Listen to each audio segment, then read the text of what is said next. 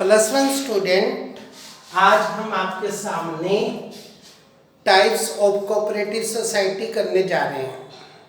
कल बच्चों ने क्वेश्चन किया था कि सर हमारे को टाइप्स ऑफ कोऑपरेटिव सोसाइटी के बारे में बताओ, तो आज ही हमने स्टार्ट कर दिया types of the cooperative society. इससे हमें एक बात की और खुशी हुई कि बच्चे जो हैं सिलेबस को अच्छे ढंग से पढ़ रहे हैं। Well done. जो भी आप लोग पॉइंट पूछना चाहते हैं, हम आपकी सेवा में हाजिर हैं। कितनी भी मर्जी से पूछो, कितनी भी डिटेल से पूछो, कितनी बार मर्जी पूछो, यू आर मोस्ट वेलकम। तो आज हम आपको करवाने जा रहे हैं टाइप्स ऑफ कोऑपरेटिव सोसाइटी। उसमें हम आपको पहले नंबर पर बताएंगे कंज्यूमर कोऑपरेटिव सोसाइटी। जब भी हमारे कंज्यूमर, हमारे ग्राहक पूरी तरह से तंग हो जाते हैं बीच में मिडलमैन से। मिडलमैन कौन होते हैं? जो हमारे तक सामान को पहुंचाते हैं। उसके अंदर शामिल हैं आपके होलसेलर, आपके शामिल हैं डिफरेंट टाइप के एजेंट्स, आपके शामिल हैं रिटेलर्स। तो बीच में जितने भी लोग ज़्यादा आते हैं, प्रोड्यूसर से कंज्यूमर के बीच में उतनी ही वस्तु कंज्यूमर को महंगी मिलती है। और सबसे बड़ी बात, जितने भी ये मिडलमैन होते हैं वो एक और तरह से भी शोषण करते हैं कस्टमर का। बीच में जो ओरिजिनल चीज है उसकी शेप ही चेंज कर देते हैं और उसमें बहुत गलत चीज़ों की मिलावट कर देते हैं। ये हमारे लिए सबसे ज़्यादा नुकसान वाली बात होती है। इस बात से बचने के लिए हमारे कस्टमर ने, हमारे कंज्यूमर ने अपनी मिलकर एक सोसाइटी बनाई और उन्होंने थोड़ा थोड़ा पैसा लगाकर अपना बिजनेस ही स्टार्ट कर दिया और उसे हम कंज्यूमर कोऑपरेटिव सोसाइटी कहते हैं। तो इसलिए कंज्यूमर कोऑपरेटिव सोसाइटी के क्रिएटर्स, यानी कि उनका निर्माण करने वाले लोग स्वयं कंज्यूमर हैं, उपभोक्ता हैं, कोई बिजनेसमैन नहीं है। इन्होंने अपने थोड़े थोड़े पैसे लगाकर उसके मेंबर बनकर उस सोसाइटी के अंदर पैसा गैदर किया और अपनी ही एक दुकान खोल डाली ताकि हमें माल होलसेलर से और रिटेलर से ना खरीदना पड़े, बीच में एजेंट की हेल्प ना लेनी पड़े। तो इनका मेन फंक्शन क्या है?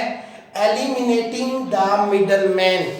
जितने भी बीच में मध्यस्थ आते हैं, मिडलमैन आते हैं, उनको खत्म करना और वस्तु को प्रोड्यूसर से कंज्यूमर तक कम रेट पर और सुपर क्वालिटी की वस्तु प्रोवाइड करवाना।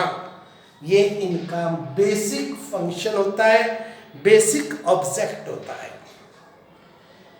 इसके बाद ये लोग जो है वो सीधा बड़ी मात्रा में माल को परचेज करते हैं, सीधा होलसेलर से या सीधा प्रोड्यूसर से, जहां पर वस्तु का निर्माण होता है।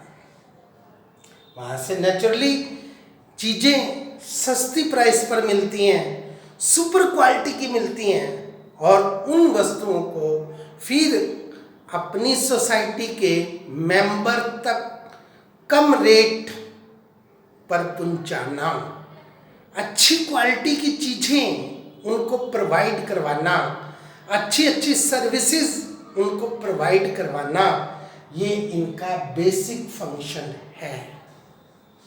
इसके अलावा ये और काम भी करते हैं। Non members can also by the goods. जो हमारी कोऑपरेटिव सोसाइटी की दुकानें होती हैं, वहां से जो हमारी सोसाइटी के मेंबर नहीं है वो लोग भी सामान खरीद सकते हैं। परंतु एक बात ध्यान में रखनी पड़ेगी कि फर्स्ट प्रायोरिटी ये सामान खरीदने की अपने मेंबर्स को ही देंगे। उसके बाद अगर हमारे पास माल एक्सेस मात्रा में है तो हम नॉन मेंबर्स को देंगे।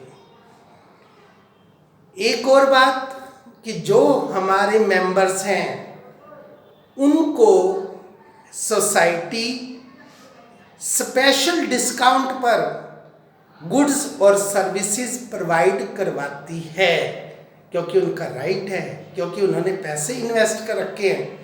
नॉन मेंबर्स को इस प्रकार की फैसिलिटीज ये सोसाइटी नहीं देती है। इसके बाद अगर हमारी सोसाइटी के रिजल्ट अच्छे निकलते हैं, हमारी सोसाइटी में प्रॉफिट होता है, तो जो मेंबर हैं उन मेंबर्स को उस प्रॉफिट में से हिस्सा भी दिया जाता है। किस शेप में? In the shape of bonus, in the shape of profit. अब आप कहोगे जी प्रॉफिट और बोनस किस तरह से दिया जाता है? ये तो डिपेंड करता है कि आपने पैसे कितने इन्वेस्ट किए हुए हैं।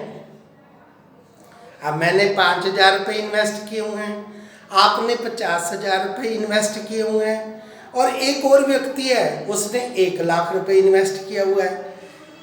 तो जो भी हमारी बोनस की रेट निकलेगी, जो भी हमारी प्रॉफिट की रेट निकलेगी, वो हमें हमारे इन्वेस्टेड मनी पर प्राप्त होगी। ये नहीं है कि प्रॉफिट और बोनस सबको बराबर मिलेगा। ये मिलेगा जो पैसा आपने सोसाइटी में इन्वेस्ट कर रखा है।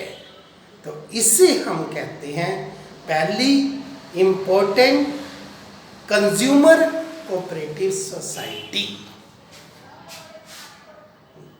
ये हमारी पहली है। इसके बाद हम आपको डिफरेंट टाइप की और कोऑपरेटिव सोसाइटी बताएंगे। That's all.